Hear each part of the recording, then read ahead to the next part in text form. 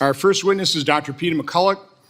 Dr. McCulloch is an internist, cardiologist, and epidemiologist from Dallas, Texas. He is broadly published with over 700 citations in the National Library of Medicine. He has testified multiple times in the U.S. Senate, U.S. House of Representatives, European Parliament, and many state capitals concerning public health policy. Dr. McCulloch. Chairman Johnson, Ranking Member Blumenthal, subcommittee members, it's an honor to present my insights, my analysis, my clinical experience on this very important topic. As introduced, I'm an internist, I'm a cardiologist. I believe I'm the most published individual who's ever testified on matters related to COVID-19 in any of these hearings. I've seen and examined more patients. I've examined more data, and I'm one of the most published people on the topic in the world. And as a cardiologist, I can tell you, my role in this was to fight disease, preserve life, and above all, do no harm. Do no harm. Now, the topic today is myocarditis or heart damage from the COVID-19 vaccines. I'm a cardiologist. I know the topic well. I've examined thousands of patients with this problem. Thousands. Before the pandemic, I had 2 patients ever with this problem. There's 1,065 papers in the peer-reviewed literature on COVID vaccine myocarditis. So let me summarize them for you. The first one that came on my radar screen that was alarming came from Washington University in St. Louis, August 18th of 2021. The first author is Verma and colleagues, New England Journal of Medicine. 42-year-old man comes into Washington University Hospital with vaccine myocarditis. The infection is ruled out, it's the vaccine. He's in the hospital. This is one of our best hospitals in the United States. He dies 3 days after taking Moderna. They can't save him in the hospital. Say, Dr. McCulloch, move the microphone just a little bit away from you. Then one was reported from Korea by Choi and colleagues. This is now a younger man. Just a few days after Pfizer, he comes in the hospital. He dies within 8 hours of being in the hospital. I can tell you, I'm a cardiologist. That doesn't even happen with heart attacks. He dies within 8 hours. I examined all of the slides and the images that the Koreans had showed us. It looked like somebody took a blowtorch to that heart. It was so completely fried with inflammation. His heart was destroyed. These cases, which were widely known at the time, should have gotten everyone's attention. Everyone should have been laser focused on this. We should never have someone die after taking a vaccine. That's directly caused to the vaccine. Then Gill and colleagues, Connecticut, published in Archives of Pathology. 2 boys, aged 16 and 17, who die a few days after taking Pfizer. These are teenagers. They're found dead at home by their parents. They're absolutely horrified. They request an autopsy. They call in University of Michigan and University of Minnesota to look over what are they finding at autopsy. Conclusion, it's Pfizer COVID-19 vaccine myocarditis, unequivocal. These are autopsy-confirmed cases. So for all the mothers in the room, how would they feel if they found their children dead after taking a COVID-19 vaccine? This is in the peer-reviewed literature. This is not misinformation. Everyone should be paying attention to this. This is not conjecture. This is in the peer-reviewed literature. So we started to ask ourselves, what is going on? Turns out that Pfizer and Moderna and Janssen are the genetic code for the spike protein. The spike protein is the damaging part of the virus.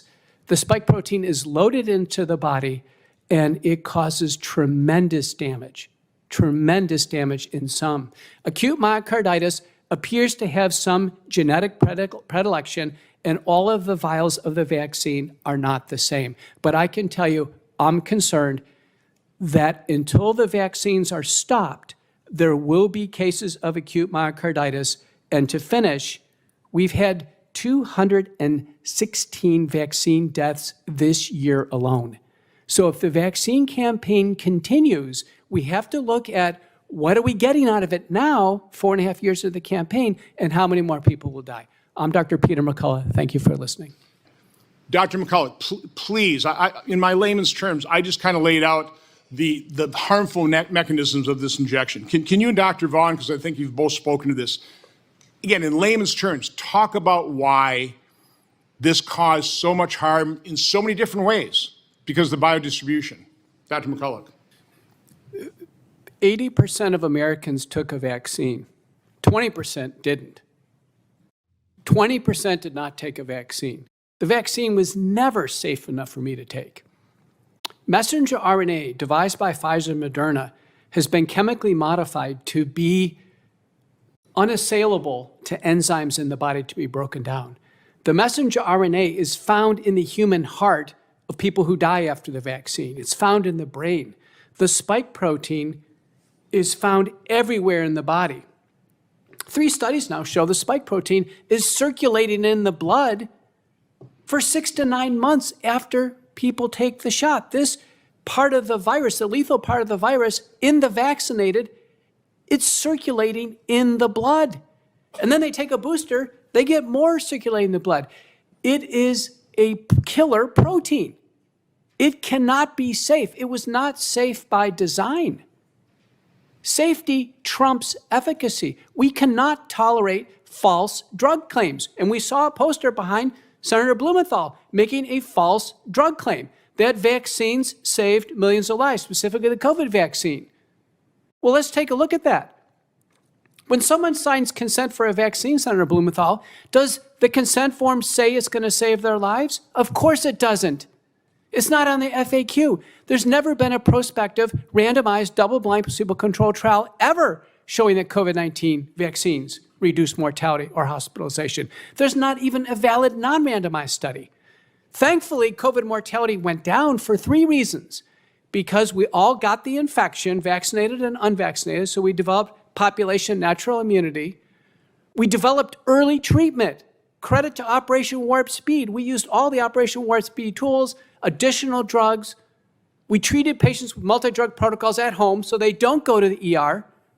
And the third reason is that the virus mutated to a much milder form. Those things happen concurrently with rollout of the vaccine. The vaccine cannot be falsely credited with saving millions of lives. We can't allow false drug advertising to be put up on a poster behind one of our public servants. We cannot accept that. So let me quick.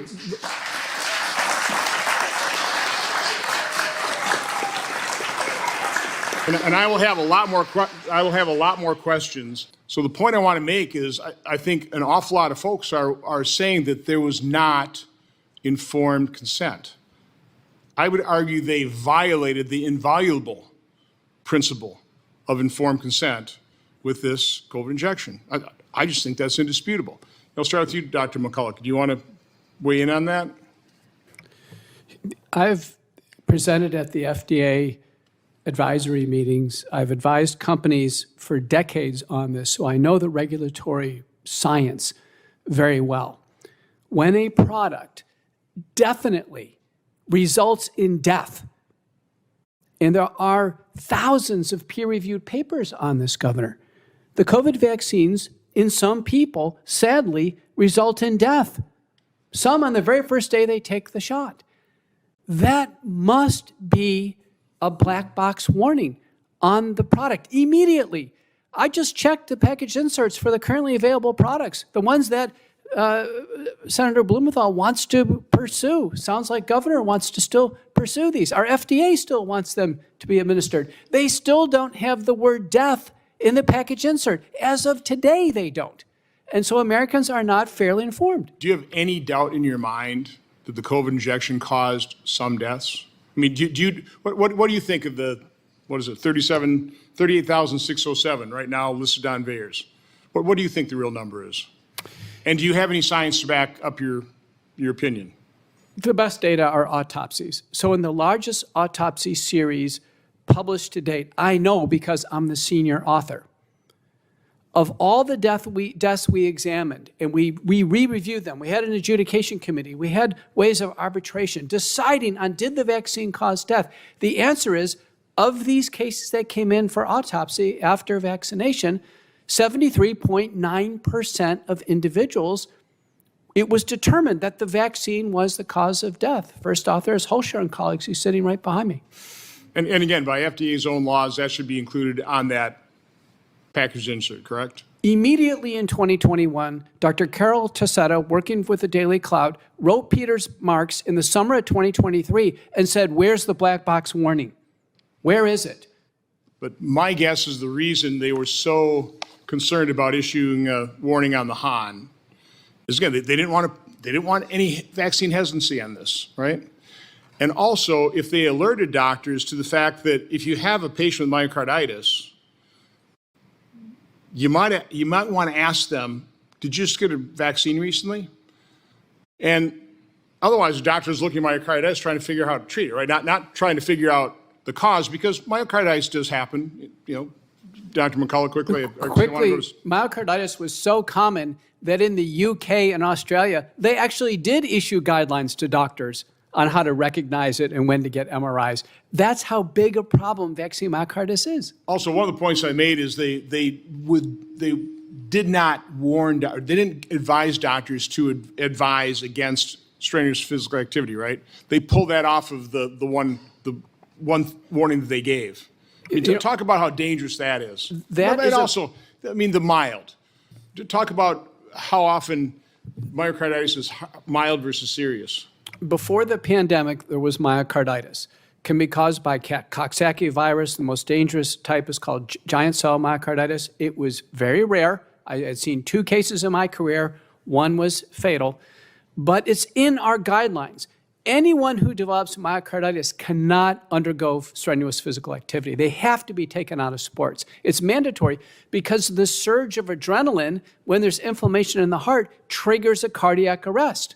So you can imagine how reckless it was for the sports teams to mandate vaccines on athletes, provide no provision of safety, and then have them go out on the field. So why would these federal health officials, when they're discussing putting that warning, that advisory for physicians as they did their kind of weak need warning on myocarditis, what does that tell you? Why would they pull that out? It was reckless not to provide prudent guidance on reducing the risk of cardiac arrest when a patient has vaccine myocarditis. Whether it's acute myocarditis that we clinically recognize, by the way, 90% are young men, 90% are hospitalized. Tracy Hogan, others at UCSD show that, multiple studies, but there's a larger group of subclinical myocarditis. These are patients with heart palpitations, blood pressure swings, atypical chest pain.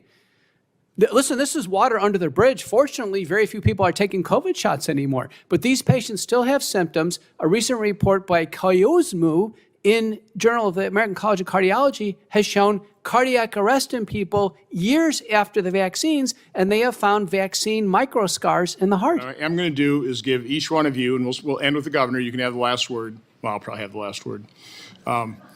But give you each, and I really respect it, not much more than a minute. If there's just something non-itchy point you want to make, can you make it in a minute? And we'll start with you, Dr. McCullough. You've asked for us to cite evidence.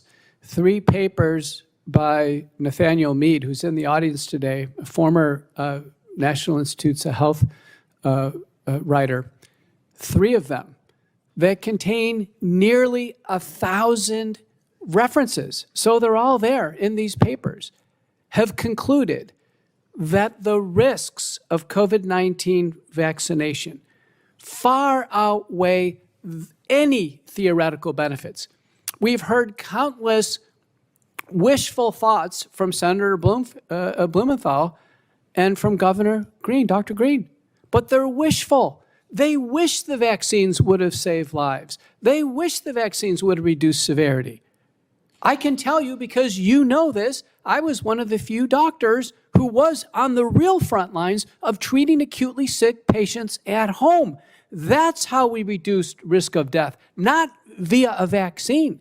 The marathon runner, he passed away because he didn't receive effective early multi-drug treatment. It didn't matter whether he took a vaccine or not. Our CDC knew about thousands of patients fully vaccinated early in 2021 dying of acute COVID-19. It was abundantly obvious the COVID-19 vaccines did not reduce the risk of death. I don't want America to be fooled by this hearing today, thinking that the vaccines save lives, because they didn't. Dr. Vaughn, please, audience, please.